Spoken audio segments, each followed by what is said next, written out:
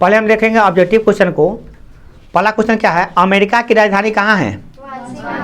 तो वाशिंगटन। क्या है? वाशिंगटन। ठीक है। अगला क्वेश्चन है, कॉमन सेंस की रचना किसने किया था? कॉमन सेंस किताब है, किताब कौन लिखे थे? टॉमस पेन ने। किसने लिखा था? टॉमस पेन आदमी का नाम है, वह किताब लिखे थे। अगला है, स्टाम्प एक्ट किस वर्ष पारित किया गया था? 1765 ईस्वी में। अगला क्वेश्चन है, अमेरिकी स्वतंत्रता संग्राम में अंग्रेजों का सेनापति कौन था? कॉर्नवालिस। कौन था? कॉर्नवालिस, याद रखिएगा। अमेरिकी संविधान कब लागू हुआ था अमेरिका में?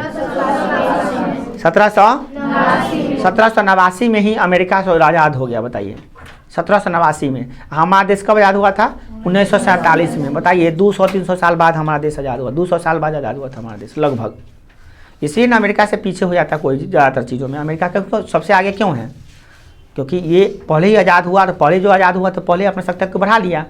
हम लोग बहुत देर के बाद आज़ाद हुए तो हम लोग उतना शक्ति को नहीं बढ़ा पाए। विश्व में प्रथम लिखित संविधान किस देश में लागू हुआ था? विश्व में सबसे पहले संविधान जो बना था वो बना था अमेरिका में, लिखित संविधान। इससे पहले किसी देश में लिखित संविधान नहीं था। अगला क्वेश्चन, किस संधि के द्वारा अमेरिकी स्वतंत्रता संग्राम को मान्यता मिली? अमेरिका में स्वतंत्रता संग्राम हो रहा था तो कौन सा संधि हुआ उसके बाद में वह संग्राम बढ़िया से होने लगा? तो पेरिस की संधि, पेरिस में संधि हुआ था, उसी से उसको मिला अधिकार। अगला है 8वां नंबर क्वेश्चन, अमेरिकी स्वतंत्रता में अमेरिका के सेनापति कौन था? वाशिंगटन था, जो अमेरिका के प्रथम राष्ट्रपति बने थे। नहीं, अमेरिका के प्रथम राष्ट्रपति कौन थे? George Washington. ठीक है। नेक्स्ट, सप्तवर्षीय युद्ध किन दो देशों के बीच हुआ था? किसके बीच हुआ था? ब्रिटेन और फ्रांस के बीच में हुआ था 7 वर्षों के लिए युद्ध। ठीक है ना, जिसे कहता है सप्तवर्षीय युद्ध। क्या कहते हैं? सप्तवर्षीय युद्ध। अगला है, लेजेस फेयर का सिद्धांत किसने दिया था? किसने दिया था? एडम स्मिथ ने दिया था। किसने दिया था? एडम स्मिथ ने दिया था। अगला क्वेश्चन है, शक्ति के पृथक्करण का सिद्धांत किसने दिया था? मॉन्टेस्क्यू। कौन दिया था? मॉन्टेस्क्यू। अगला क्वेश्चन, 3रा नंबर क्वेश्चन है, सेनापति लाफायते का कहाँ का रहने वाला था? फ्रांस का रहने वाला था। आप लोग अच्छा से जवाब दीजिएगा। अगला क्वेश्चन है, जॉर्ज तृतीय इंग्लैंड का देश था। क्या था? इंग्लैंड का शासक कौन था? जॉर्ज तृतीय। कब? जब अमेरिका में स्वतंत्रता संग्राम हो रहा था तब। अगला है, धर्मनिरपेक्ष राज्य की स्थापना सर्वप्रथम किस देश में हुआ था? धर्मनिरपेक्ष कहते हैं ना, भारत एक धर्मनिरपेक्ष है, यहाँ पे कोई भी धर्म का लोग रह सकता है। इसकी शुरुआत सबसे पहले कहाँ हुआ था? अमेरिका में। नई दुनिया, अमेरिका का खोज किसने किया था? बहुत पूछता है। अमेरिका का खोज किसने किया था? कोलंबस ने। अब भारत का खोज किसने किया था? वास्को डी गामा ने। कौन किया था? Vasco D gamma. अगला, अमेरिका में अंग्रेजों के डैश उपनिवेश थे। कितने उपनिवेश थे? 13 उपनिवेश थे। अमेरिका में अंग्रेजों के 13 उपनिवेश थे। बताइए, 13 उपनिवेश। मतलब उपनिवेश माने क्या होता है? उसको हैक कर लेना। जैसे चैनल को कहना हैक कर लेता है, यूट्यूब चैनल को हैक कर लेता है, उसी प्रकार से किसी देश को हैक कर लेता है ना आदमी। वह उसमें देश तुम्हारा है मगर साथ मेरा नियम चलेगा, उसको कहते हैं उपनिवेश बनाना। क्या कहते हैं? उपनिवेश बनाना। जैसे इंडिया पर किसका था? बोलिए। इंडिया पर ब्रिटिश यानी अंग्रेजों का शासन था। अंग्रेज क्या किया? इसको इंडिया को हैक कर लिया, मतलब क्या किया? गुलाम बना लिया, या उपनिवेश बना लिया। गुलाम बनाना को ही क्या कहते हैं? उपनिवेश बनाना। समझ में आया ना? तो बताइए, अमेरिका में भी उपनिवेश था 13 गो। बताइए किसका? तो बता रहे अंग्रेज का। तो अंग्रेज सिर्फ इंडिया को नहीं गुलाम बनाया था, अमेरिका को भी गुलाम बना दिया था। बताइए, अंग्रेज अकेले कहाँ कहाँ गुलाम बनाया था? क्या को देश को गुलाम बना लिया अकेले? इंग्लैंड थी, जो इंग्लैंड के लोग हैं वो सब। बताइए कितना तेज था वो सब, कितना देश को गुलाम बना लिया, इंडिया को गुलाम बना लिया। बताइए। नेक्स्ट, अमेरिका में अंग्रेजों को सर्वप्रथम आधुनिक गणतंत्रात्मक शासन की स्थापना कहाँ हुई थी? सबसे पहले गणतंत्रात्मक शासन जो है ना, सबसे पहले हुआ था अमेरिका में। गणतंत्र स्थापित हुआ था, मतलब कि लोकतंत्र की स्थापना हुई थी। गणतंत्र का मतलब क्या होता है? तो गणतंत्रात्मक कहिए या लोकतंत्रात्मक कहिए या प्रजातंत्रात्मक कहिए, बात बराबर है। ठीक है ना। नेक्स्ट, अमेरिकी स्वतंत्रता संग्राम का तत्कालीन कारक क्या था? बोस्टन की टी पार्टी, बोस्टन की टी पार्टी, एक जहाज की बोस्टन की टी पार्टी क्या है वो भी पढ़ेंगे हम लोग। बोस्टन की टी पार्टी कैसे हुआ था ये भी पढ़ेंगे, कब हुआ था ये भी पढ़ेंगे। मगर जान लीजिए कि अमेरिका में संग्राम छिड़ा था तो बोस्टन की टी पार्टी से छिड़ा था। अगला, राइट्स ऑफ मैन की रचना किसने, राइट्स ऑफ मैन किताब का नाम है, इसकी रचना किसने किया था? टॉमस क्या, जेफरसन, टॉमस जेफरसन। नेक्स्ट, सही गलत का निशान लगाना है। जॉर्ज वाशिंगटन अमेरिका के प्रथम प्रधानमंत्री थे? गलत। कौन थे?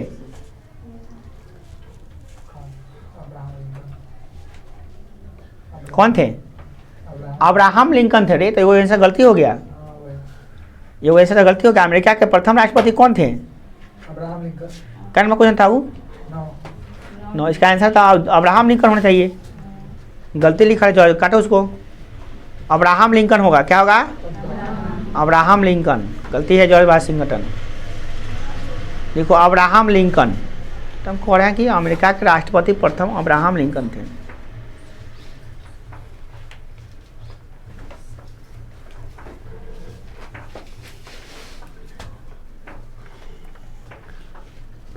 कौन थे पहले? प्रश्न है, जॉर्ज वाशिंगटन अमेरिका के प्रथम राष्ट्रपति थे, तो सही होगा, क्या होगा? सही। यहाँ गलत नहीं होगा, सही होगा। यहाँ पर लिख लीजिएगा आप लोग क्या? सही। ये लिखा हुआ आपका गलत। जॉर्ज वाशिंगटन ही प्रथम राष्ट्रपति थे ना, तो सही ना लिखेंगे हम लोग। क्वेश्चन क्या है देख लीजिए सही से।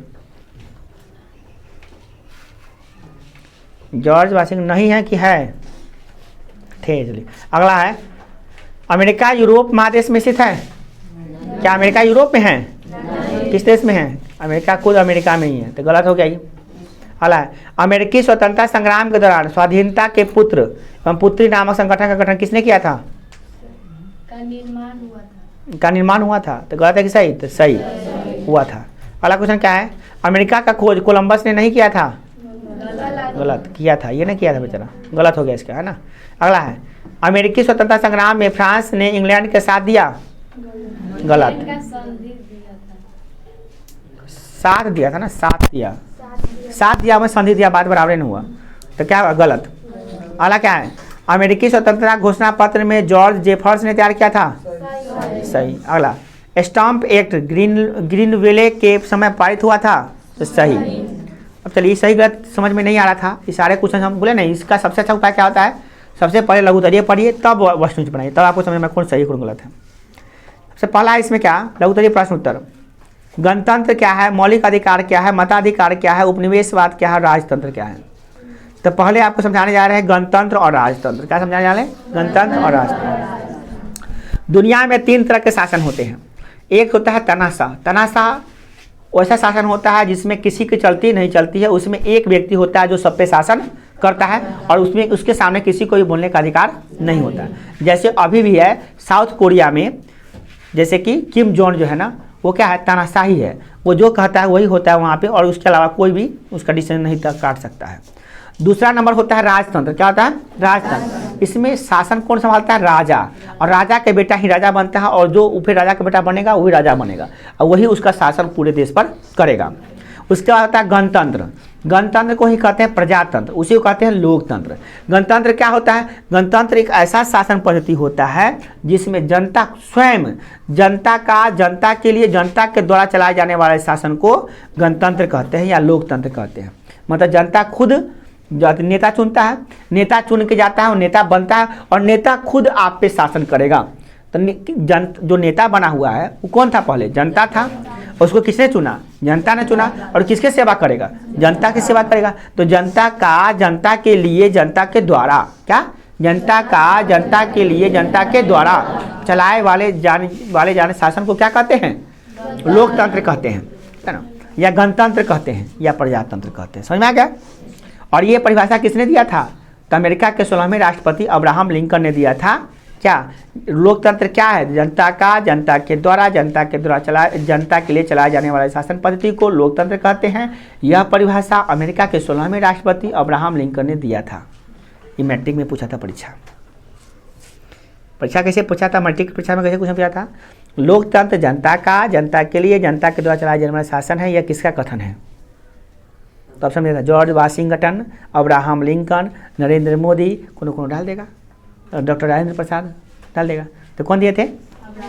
Abraham Lincoln. ठीक है ना, याद आएगा, अब्राहम लिंकन याद कर लीजिए। मैट्रिक की बात कर रहे हैं और अभी जो भी चीज़ पढ़ा रहे हैं सारा मैट्रिक में काम मिलेगा आपको। गणतंत्र किसे कहते हैं ये भी मैट्रिक में पूछता है। अभी आप पढ़ने जा रहे हैं क्या मौलिक अधिकार, ये भी पूछता है मैट्रिक में। मौलिक अधिकार क्या होता है? संविधान द्वारा दिए गए देश के नागरिकों को जो अधिकार दिया जाता है उसे कहते हैं मौलिक अधिकार। संविधान प्रत्येक नागरिकों को कुछ अधिकार देती है, कहती है अधिकार। आप जैसे भारत के नागरिक है ना, तो आपको भी अधिकार दिए गए। कितने मौलिक अधिकार होते हैं?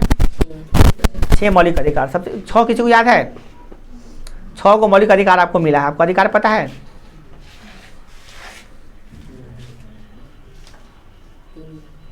तुम याद है? 6 याद कर लाइएगा। 6 को मौलिक अधिकार कौन है ये पता करिएगा। कौन क्लास में मिलेगा? 7वां 8वां के हमारे नागरिक शास्त्र में मिलेगा, 8वां का नागरिक में मिलेगा आपको। नागरिक पढ़ते हैं ना, लोकतांत्रिक राजनीति, कथी नाम है उसका आपका? किताब का नाम क्या है? सामाजिक आर्थिक राजनीतिक, वही किताब का नाम है। उस किताब में पढ़िएगा ना तो लिखल है कि भारत में आपके जो संविधान है मौलिक अधिकार कौन कौन दिया है। और देखिए आप भारत के नागरिक हैं, आपको पता भी नहीं कि 6 को मौलिक अधिकार कौन कौन है। आपको जो संविधान अधिकार दिया वो पता ही नहीं है आपको, तो कैसे आप महान बनिएगा बताइए। आपको तो यहो नहीं पता कि आपको कौन कौन अधिकार दिया गया है। तो आप पहले देखिए, जो अनपढ़ गवार होता है ना उसको भी पता होना चाहिए बात। अनपढ़ गवार ही पता कर चलता है कि हमको तो अधिकार है, समता का अधिकार, समान अधिकार है, हम नहीं बताएंगे, स्वतंत्रता का अधिकार होता है, शिक्षा का अधिकार होता है, बहुत सारा अधिकार है। इसमें 6 मौलिक अधिकार, 6 को पढ़ के आइएगा। 6 के बारे में पढ़ कर आइए, खाली अधिकार का नाम याद नहीं कीजिएगा, समझ के भी आइएगा, क्योंकि आपके लिए जरूरी है, जीवन के लिए जरूरी है, आपको लाइफ टाइम के जरूरी है। तो मौलिक अधिकार किसे कहते हैं? तो संविधान द्वारा देश के नागरिकों को दिए गए अधिकार को क्या कहते हैं? मौलिक अधिकार कहते हैं। अगला है मताधिकार। मत देने का अधिकार को मताधिकार कहते हैं। मत माने क्या होता है? वोट। वोट देने का अधिकार को क्या कहते हैं? मताधिकार। प्रत्येक देश में अलग अलग है। अपने देश में कई वर्ष को हो जाएगा तो मताधिकार मिलेगा आपको। जब आपका उम्र 18 वर्ष हो जाएगा तो आपको मताधिकार मिल जाएगा, मतलब वोट देने का अधिकार मिल जाएगा। और अभी आपको वोट देने का अधिकार नहीं है, आप किसी को वोट नहीं दे सकते हैं। 18 वर्ष के बाद आप किसी को वोट दे सकते हैं, ठीक है ना। अगला क्वेश्चन क्या है? उपनिवेश किसे कहते हैं? जब कोई शक्तिशाली देश कमजोर देश पर शासन करता है तो उसे क्या कहते हैं? उपनिवेश। उपनिवेश ऐसे प्रथा को क्या कहते हैं? उपनिवेशवाद। जैसे ब्रिटेन था, इंग्लैंड, ब्रिटेन ने क्या किया?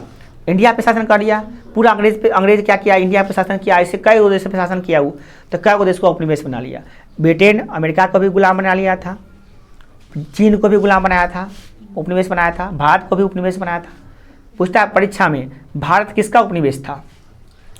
ब्रिटेन का। ब्रिटेन माने का इंग्लैंड का, इंग्लैंड माने का अंग्रेज का। ब्रिटेन कहिए, अंग्रेज कहिए या इंग्लैंड कहिए, ठीक है ना, तीनों एक ही चीज़ का नाम है, समझा है ना। अगला राजतंत्र किसे कहते हैं? शासन की वैसी पद्धति जिसमें सर्वोपरि राजा होता है और राजा के बेटा ही राज करता है, उसे क्या कहते हैं? राजतंत्र कहते हैं। अगला अमेरिका या नई दुनिया की खोज क्यों हुई? अमेरिका या नई दुनिया की खोज स्पेन के महत्वपूर्ण उपलब्धि थी। इसमें यूरोप और अमेरिका के बीच समुद्री यात्रा को बढ़ावा मिला। देखिए यूरोप और अमेरिका के बीच में समुद्री यात्रा हो रहे थे। समुद्री यात्रा क्यों कर रहे थे? यात्री सब जो होता है यात्रा कर रहे थे ताकि व्यापार को फैलाए, व्यापार करने के लिए। तो वही जब खोजने निकले तो नई दुनिया का खोज हो गया अमेरिका का। अमेरिका मतलब नई दुनिया का खोज कहते हैं उसे। जब वहाँ के लोग, स्पेन के लोग जब निकले, कहाँ पर? जहाज में बैठ के जब निकले खोज करने के लिए, तो वहीं पहुँच गए कहाँ पे? अमेरिका। उसमें कोलंबस सबसे पहले खोज किए थे अमेरिका का, है ना। पहले तो वो वास्को डी गामा में भी खोज करने निकले थे, किसका? अमेरिका का ही। खोज किसका हो गया? इंडिया का। अगला नई दुनिया की खोज इंग्लैंड के लिए वरदान साबित हुआ। कैसे? इंग्लैंड क्या किया? इंग्लैंड नई दुनिया का खोज कर लिया अमेरिका का, तो उसे क्या फायदा हुआ? इंग्लैंड ने अपने 13 उपनिवेश स्थापित कर दिया। कहाँ पे? अमेरिका में। इसका प्रशासन इंग्लैंड में प्रचलित प्रशासनिक व्यवस्था के अनुरूप होता था। इनमें अमेरिका का भरपूर दोहन किया गया, जिससे इसकी आर्थिक समृद्धि होती गई। देखिए इंग्लैंड ने क्या किया? इंग्लैंड छोटा सा देश है, एकदम छोटा सा देश, और वो अमेरिका जैसे देश को गुलाम बना लिया। 13 को उपनिवेश बना लिया अमेरिका में। बताइए उपनिवेश बनाने का मतलब क्या होता है?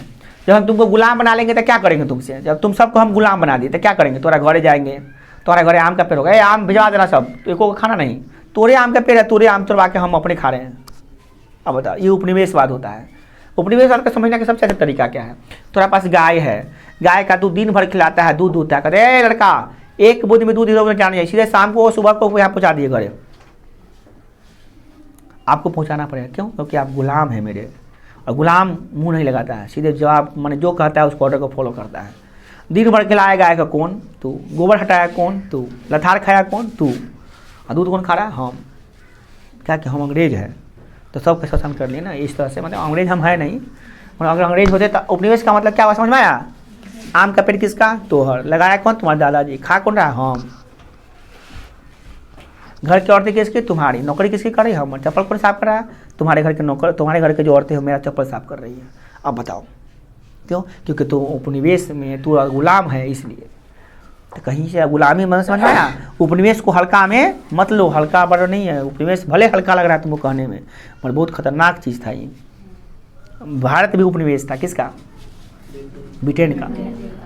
मतलब हम लोग भी, हमारे दादा परदादा भी गुलाम थे, किसका? अंग्रेजों का। जो कहते थे उनको करना पड़ता था, और नहीं करते थे तो वो विद्रोह हुआ।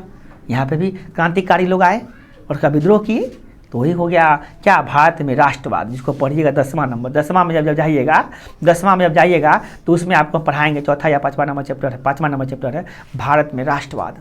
उसमें पढ़ाएंगे आपको कि भारत में कैसे आंदोलन हुआ था। उससे पहले आप 10वां में जाइएगा तो आपको पढ़ाएंगे हिंद चीन में राष्ट्रवाद। नहीं, पहले पढ़ाएंगे आपको क्या? इटली में, जर्मनी में राष्ट्रवाद कैसे हुआ। उसके बाद पढ़ाएंगे हिंद चीन में राष्ट्रवाद कैसे हुआ। उसके बाद पढ़ाएंगे आपको भारत में राष्ट्रवाद कैसे। 3रा नंबर चैप्टर है भारत में राष्ट्रवाद। 3रा नंबर चैप्टर भारत में राष्ट्रवाद कैसे हुआ। सब देश में आपको राष्ट्रवाद बताएंगे। आपको सब देश को गुलाम बनाया था कौन? अमेरिका, इंग्लैंड अकेले। और सबको आज़ादी दे। इतिहास में खाली आप यही पढ़िएगा, 9वां से शुरू हो गया आपका, और अभी से लेकर मैट्रिक तक खाली यही पढ़िएगा। ये आज़ाद कैसे हुआ, ये आज़ाद कैसे हुआ, ये आज़ाद कैसे हुआ, सबके आज़ादी के बारे में पढ़िएगा। सबसे लास्ट में पढ़िएगा भारत कैसे आज़ाद हुआ। तो सबसे बाद में भारत आज़ाद हुआ था, 1947 में आज़ाद हुआ। बताइए 50 साल माने 70 साल पहले आज़ाद हुआ हमारा देश। बताइए वैसे इतना दूर गुलाम रहा, 200 साल गुलाम रहा हमारा देश। बताइए 200 साल में चूस लिया पूरा। जैसे इंडिया को चूस लिया ना, इंडिया को सोना लूट के लिए गया, उसी तरह से अमेरिका का भी लूट लिया ना। वो अमेरिका पहले आज़ाद हो गया तो अपने आप को बना लिया। हम लोग थोड़ा लेट से आज़ाद हुए तो हम लोग बन रहे हैं। फिर भी देख लिए, चांद तक जाने वाला प्रथम वैज्ञानिक, चांद के सतह पर जाने पर, चांद के दक्षिण ध्रुव पे पहुंचने वाला प्रथम देश कौन बना? इंडिया। चंद्रयान 3 लॉन्च हो चुका है,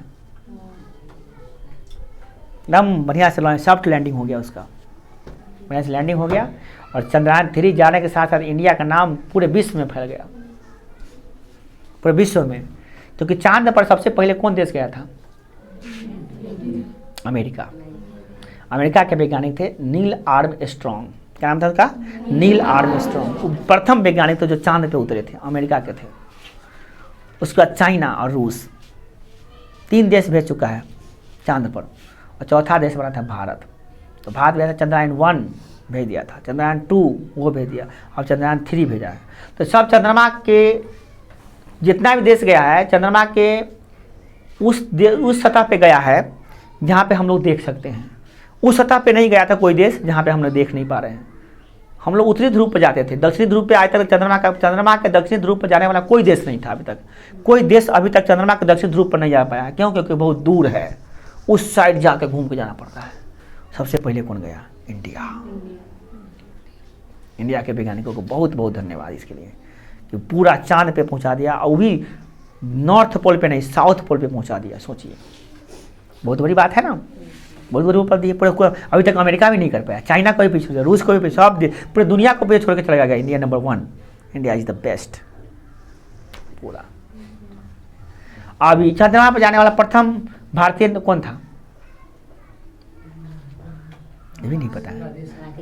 राकेश शर्मा। कौन? बालवीर है? जो राजेश था ना, वो पहले बालवीर का पता था। नहीं, उसका राकेश शर्मा गए थे। कौन गए थे? इंडिया के प्रथम वैज्ञानिक जो चंद्रमा पर गए थे वो कौन गए थे? राकेश शर्मा। अभी कौन कौन वैज्ञानिक गया है? अभी क्या को वैज्ञानिक गया है ऊपर चंद्र पर? मतलब आप लोग कुछ जानकारी नहीं। चंद्रयान 3 में कोई आदमी नहीं है, एक आदमी नहीं गया इस बार। चंद्रयान 3 में रोबोट गया है, मशीन गया है, समझिए। आपके जो तेजू भैया है, कौन? तेज प्रताप यादव, वो कभी कर रहे हैं सबसे पहले जहाँ चंद्रमा पर जो गया है वैज्ञानिक सब, उसको जो है ना वो सब गया है, मौसम का पता लगाएगा वहाँ से। बताइए, चंद्रमा पर मौसम पता लगाने गए? एगो मुख्यमंत्री है बंगाल के, वो कह रही है कि चंद्रमा पर जाने के लिए राकेश रोशन जी को बहुत बहुत धन्यवाद, बहुत अच्छे से गए हैं राकेश रोशन जी। राकेश रोशन तो नहीं गए थे, कौन गए थे? राकेश शर्मा गए थे, और उमरियों के कब्बे गए थे। राकेश रोशन कौन है? राकेश रोशन ऋतिक रोशन के पापा का नाम है, तो हीरो के पापा के नाम को पहुँचा दिए। बताइए, एगो नेता है कह रहे थे मैं जो भी वैज्ञानिक लोग गए हैं, अपना माइक लेके रिपोर्टर खड़ा है, हाँ बताइए वहाँ से चंद्रमा पे चंद्रयान 3 गया है, मंत्री जी इसके बारे में आपको क्या कहना है?